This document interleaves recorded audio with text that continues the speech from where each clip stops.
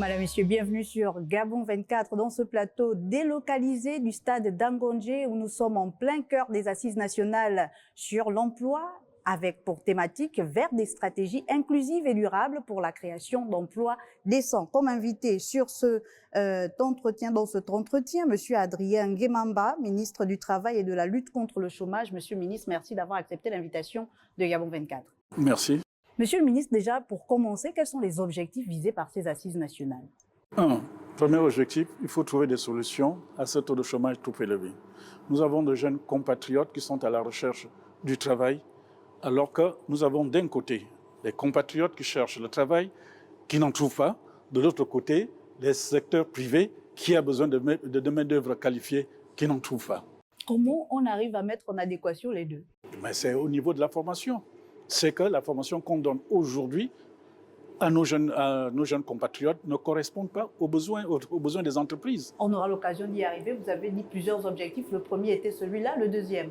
Le deuxième, c'est qu'il va falloir diagnostiquer, c'est-à-dire mettre en place des mécanismes pour qu'au niveau du secteur privé et au niveau de la formation professionnelle, qu'il y ait ce pont désormais. Oui. C'est-à-dire, pratiquement, c'est le secteur privé qui doit déterminer le modèle d'emploi au niveau de la formation professionnelle, c'est-à-dire des qualifications qu'on doit mettre en œuvre pour que nos jeunes compatriotes, une fois formés, puissent accéder au monde du travail. Alors que trop longtemps, c'est la fonction publique qui a un peu dicté sa loi. Beaucoup de Gabonais, encore aujourd'hui, quand ils finissent les études, vont déposer leur dossier automatiquement à la fonction publique. Aujourd'hui, est-ce qu'on se tourne vers un autre paradigme? Bien entendu, c'est un autre paradigme, c'est-à-dire qu'il y a un logiciel qu'il faut changer complètement au sein de la conscience collective de nos jeunes compatriotes.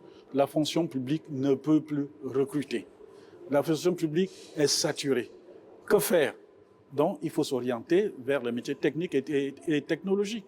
Comment on arrive justement à repenser la formation? Est-ce qu'il y a un travail qui est fait entre votre ministère et le ministère de la formation professionnelle, par exemple, et même le ministère de l'Éducation nationale? Effectivement, c'est-à-dire l'avantage de ces assises, c'est que les conclusions de ces assises vont nous permettre de nous asseoir, tous les ministères concernés par le chômage. Oui. Et à partir de ce moment, je crois que sous l'impulsion du Premier ministre, on va sûrement avoir un conseil interministériel concernant l'emploi où tous les ministères sectoriels vont s'impliquer pour qu'en fait, ensemble, nous pouvons dégager une politique commune d'emploi pour nos jeunes compatriotes. On a quand même vu beaucoup d'initiatives à l'endroit, c'est vrai que nous sommes ici dans le cadre des assises nationales de l'emploi, mais beaucoup d'initiatives à l'endroit des jeunes ces derniers mois. Peut-être revenir sur ces initiatives qui sont vues par certains comme ponctuelles, taxi-gab, etc. Est-ce que derrière, il y a une réelle stratégie pour donner de l'emploi aux Gabonais? C'est-à-dire il y a une stratégie et une tactique. C'est-à-dire il fallait répondre, pour le président, il fallait répondre immédiatement aux sollicitations de nos jeunes compatriotes. Oui. Surtout ceux qui n'avaient pas fait des études, qui sont sortis du cycle secondaire sans diplôme. Le salut était effectivement c'est d'avoir des taxi-gab, c'est-à-dire des métiers ponctuels. C'est certaines niches d'emploi qu'on peut rapidement placer nos jeunes compatriotes. Et je crois que c'est salutaire, c'est une stratégie globale, là-dedans, mais qui est sectorielle. Pour revenir à la question de la formation, il y a également celle de l'orientation qui va de pair. Aujourd'hui, on a le SOSUP. Est-ce que les besoins réels du marché sont pris en compte par rapport à l'orientation des jeunes étudiants bacheliers, par exemple, pour qu'in fine, votre ministère les récupère pour les positionner? Bon, à cette question, puisque le SOSUP est sous la responsabilité de Madame le ministre d'État, ministre de l'Éducation nationale, je préfère qu'elle réponde à cette question. D'accord. Mais toutefois, ce que je peux dire, et je le redis, qu'il est préférable, en ce qui concerne les orientations, c'est vrai que c'est un domaine de l'État, mais il faut impliquer le secteur privé, parce que c'est eux qui vont recevoir tout ce monde-là. S'ils ne sont pas impliqués, comme cela s'est fait dans les années antérieures, on va toujours avoir le même problème. Donc, c'est pour cela que le ministère du Travail a demandé à toutes les entreprises de transférer à notre ministère les rapports sociaux dans lesquels il va y avoir des matrices d'emploi à court, à moyen et à long terme. À partir de ce moment, lorsqu'on aura tous ces rapports, selon les départements concernés, on pourra les envoyer aux départements concernés. À titre d'exemple, supposons que Sogafrique veut des électriciens, enfin autre chose qu'on peut faire à court terme. On peut envoyer à la formation professionnelle, telle entreprise a besoin de telle qualification, on le fait et on envoie en entreprise.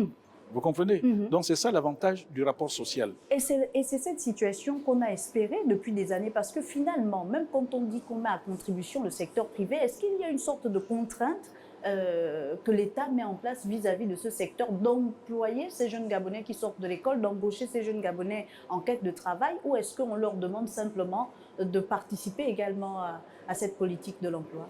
Non, ce qu'il faut dire, hein, je le dis sans forfaiture, c'est que je crois que pendant longtemps, on les a écartés. C'est vrai qu'on les a consultés, on a demandé leur avis. Oui. Ce qu'on va faire maintenant, ce n'est plus de demander leur avis, c'est qu'ils s'impliquent.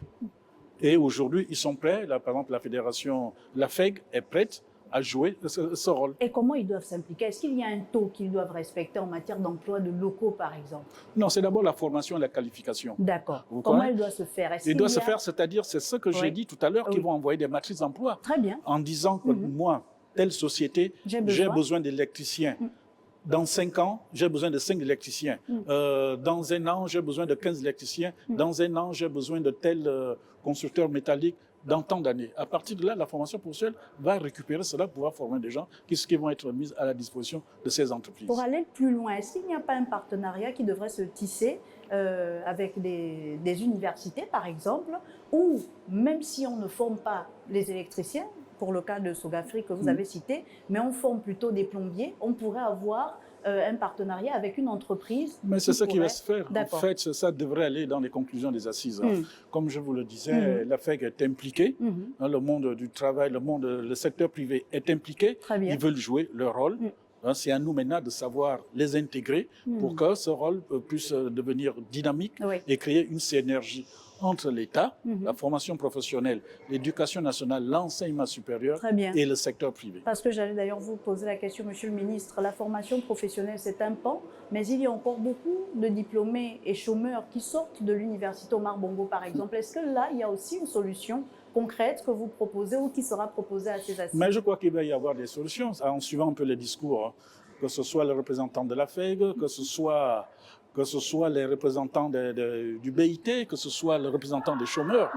Tout le monde est conscient aujourd'hui que certaines filières doivent être fermées parce que ce sont des usines à fabriquer des chômeurs. À fabriquer des chômeurs, malheureusement. Ça, je le dis sans forfaiture, il y a certaines filières qu'il va falloir fermer, même si c'est pour 5 ou 10 ans, mais qu'il va falloir interrompre pour éviter que nos jeunes qui vont là-bas ressortent avec des diplômes auxquels ils ne peuvent pas accéder au monde du travail. Et on vous prend au mot, mais quid de ces jeunes qui sont déjà diplômés de l'université Omar Bongo? Pour beaucoup, ils sont au niveau de l'Assemblée nationale, nous passons par là tous les matins. Est-ce que déjà votre ministère a réfléchi pour avoir un dialogue avec ces derniers? Parce que finalement, ce qui est fait sans nous est fait contre nous. Est-ce que vous avez une stratégie pour ceux-là qui sont devant l'Assemblée nationale? Est-ce que vous les avez écoutés? Est-ce qu'il y a raison d'espérer? Non, mais je crois qu'il y a raison d'espérer. Parce que ceux qui sont devant l'Assemblée nationale, je pense, ce sont des jeunes compatriotes qui ont déposé les dossiers à la fonction publique. Vous comprenez? Bon, ils attendent des postes budgétaires. Contrairement à ce que les gens pensent, il y a toute une procédure administrative qui retarde. Parce qu'il faut d'abord, parce que moi je vois un peu ce qui s'est passé chez moi, les diplômes, disons, des dossiers ont été déposés. Malheureusement, parmi ces dossiers, il y avait des faux diplômes. Donc il faut regarder tout cela. Et ensuite, maintenant, il y a toute une procédure administrative qu'il faut suivre. Ça prend du temps, c'est vrai, mais il faut bien suivre cette procédure. Et à la fin, il va y avoir des postes budgétaires qui vont être dégagés par le ministère des Comptes publics. À partir de ce moment, ils seront intégrés complètement. Pris en compte. Mais beaucoup ont des fiches bleues qui sont déjà signées par les administrations. Mais aujourd'hui, c'est l'affectation des postes budgétaires. Aujourd'hui, effectivement, nous sommes d'accord, la fonction publique est saturée, le secteur privé doit faire jouer sa partition, mais il y a de plus en plus un discours qui emmène les jeunes à aller vers l'entrepreneuriat. Qu'est-ce qui est fait de votre côté pour encadrer cela? Bon, de mon côté, non. Je crois que l'entrepreneuriat dépend du ministère de l'économie. Mais ce que je sais, qu'effectivement, on est en train de mettre en place des mécanismes, des mécanismes pour que les jeunes entrepreneurs, ceux qui veulent créer des entreprises, puissent avoir droit au crédit. Mais je crois que le ministère de l'économie qui sera là, avec la BCEG. qui sera là lors de la table ronde, je crois qu'il sera beaucoup plus disposé à répondre à ces questions. On a remarqué qu'il y a plusieurs assises qui sont organisées au niveau du Gabon et parfois elles accouchent de souris ou parfois de belles conclusions mais qui sont rangées dans les tiroirs. Quelle est la garantie que ces assises ne seront pas des assises de trop? Non, ici nous avons une chance inouïe, que nous avons deux institutions. Le président de la République, le CTRI, de l'autre côté le Premier ministre, qui prennent cette question à bras le corps, qui veulent trouver des solutions à ce problème. Oui. Parce que ce qui manquait, c'était pas... Il y avait d'abord, la volonté politique, et effectivement, et la structuration de notre économie. Il faut dire que, comme je l'ai dit dès le départ, nous avons une économie tournée vers l'exploitation de matières premières. Et je peux vous assurer que cette économie-là ne produit pas beaucoup d'emplois. Vous comprenez? C'est lorsqu'il y a la première et la deuxième transformation de cette économie, c'est là où il y a beaucoup d'emplois. Et aujourd'hui, le président de la transition se bat pour avoir les investisseurs, pour mettre en exploitation, par exemple, la mine de Belinga, Banyaka, ainsi de suite, et tout le reste. Et des fers de Njolé, de la Nyanga. Je crois qu'on va avoir toute une panoplie. Toute une panoplie d'exploitation minière doublée d'une certaine transformation qui permettra bien entendu d'avoir un certain nombre d'emplois. Mais il faut dire que notre pays, à ceci de particulier, il y a un boom démographique. Oui. Il y a un boom démographique. Donc, même si l'essentiel pour le gouvernement aujourd'hui, c'est d'arrêter cette courbe. Après, on verra s'il faut l'infléchir, quels sont les moyens qu'on va pouvoir l'infléchir. Donc, il faut d'abord transformer notre économie et transformer en même temps la main-d'œuvre pour qu'elle soit une main-d'œuvre qualifiée dont a besoin le secteur privé. C'est vrai que quand on parle de la question de l'emploi, Monsieur le ministre, on pense directement aux chômeurs. Mais l'emploi concerne également ceux qui sont déjà sur le marché de l'emploi, mais qui ont du mal, par exemple, à obtenir des contrats à durée indéterminée. On parle de précarité d'emploi. Est-ce que pour cette catégorie, il y a également une réflexion qui est faite lors de Il y a une réflexion qui est faite. Vous savez, c'est-à-dire que le Code du travail qu'on a voté en 2011 a préparé cela. Oui. Parce qu'il y a des failles qu'ils ont mis en place. On a parlé de flexibilité, c'est vrai qu'il faut cette flexibilité pour permettre d'attirer les investisseurs. Mais quand il y a trop de flexibilité, ça tue l'emploi. C'est ça. Voilà, et c'est la raison pour laquelle nos jeunes compatriotes, ils ont beaucoup plus, parce qu'avant, ils ont beaucoup plus de CDD que de CDI. Oui, des CDD qu'on renouvelle. Voilà, il va falloir discuter. Nous discutons aujourd'hui avec le secteur privé. Oui. C'est comment changer ces choses. C'est vrai que nous avons une réglementation qu'on va mettre, disons pas qu'on va mettre en place, mais qu'on va modifier en ce qui concerne le Code du travail. Mais nous ne devons pas empêcher qu'il y ait cette flexibilité. Parce que les investisseurs qui arrivent voudraient avoir cette flexibilité. Donc, il faut trouver la voie du juste milieu. Voilà, il faut trouver la voie du juste milieu qui permette aux investisseurs d'arriver, vous comprenez, sans avoir cette précarité d'emploi que généralement dans beaucoup de pays, quand il y a trop de libéralisme, il y a cette précarité d'emploi qui s'installe. On se pose la question, comment se passe le travail entre les différents ministères, puisque quand on parle de la question de l'emploi, on part depuis la formation, on l'a vu, l'orientation, ensuite l'emploi. Est-ce qu'il y a des politiques qui convergent ou plutôt chacun est dans son couloir et c'est pourquoi les résultats ne sont pas perceptibles? Non, mais vous savez, ce n'est pas en un an qu'on va avoir des résultats perceptibles. L'emploi, c'est un problème de longue haleine. Vous comprenez? Non, nous tous, nous avons eu des feuilles de route qui convergent tous. Chacun, tout simplement, dans son secteur précis, fait ce travail-là.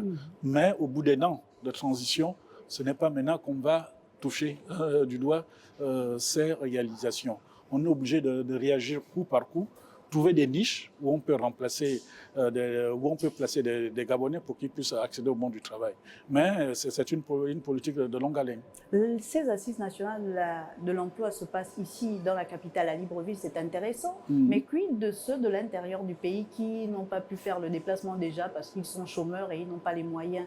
Est-ce qu'il y a une possibilité pour eux de prendre part à ces assises? Est-ce que le pôle national de l'emploi, par exemple, a des antennes déjà déployées sur l'ensemble du territoire national? Mais vous avez déjà répondu à votre question, effectivement.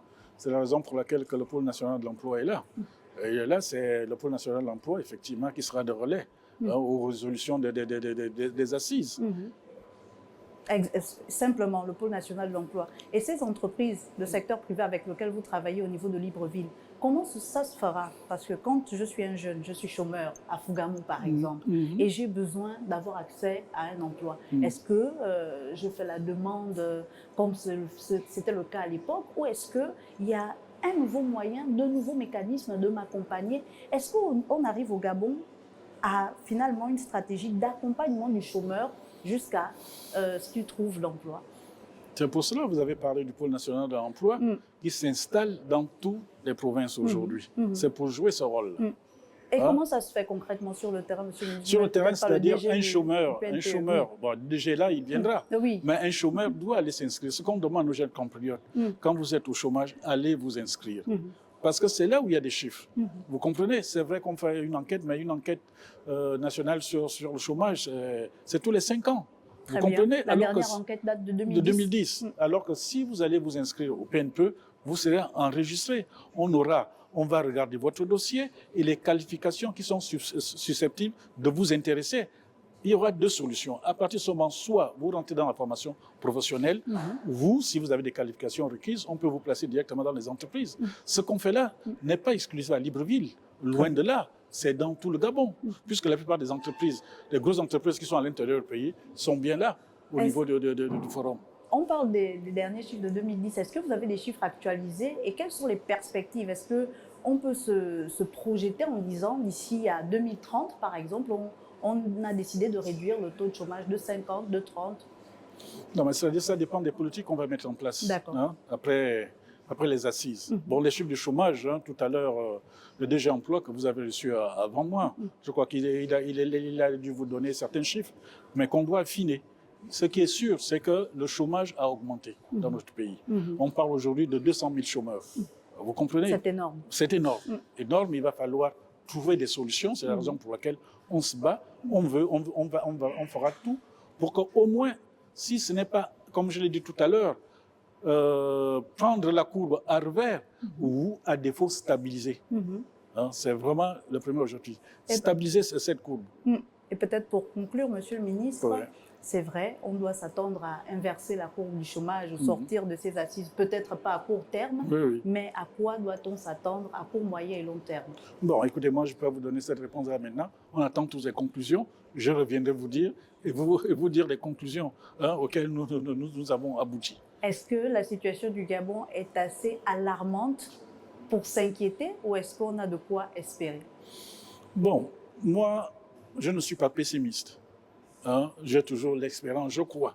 À partir du moment où nous avons des politiques qu'on peut mettre en place, à partir où nous avons des gens, des hautes personnalités, tels que le président de la République et le Premier ministre, qui sont volontaires à accompagner nos jeunes compatriotes, je crois qu'il faut croire à certaines choses. Nous allons construire Libreville 2, les aéroports vont arriver, beaucoup de choses vont se faire. Je crois que si nous avons des jeunes compatriotes qui sont qualifiés pour occuper ces postes, je crois que nous pouvons avoir, pas de l'espoir, mais de l'espérance. Adrien Guemamba, merci beaucoup, monsieur le ministre du Travail et de la lutte contre le chômage. Merci beaucoup. Et merci à vous, chers téléspectateurs, d'avoir été des nôtres. Je vous dis à très vite sur Gabon 24.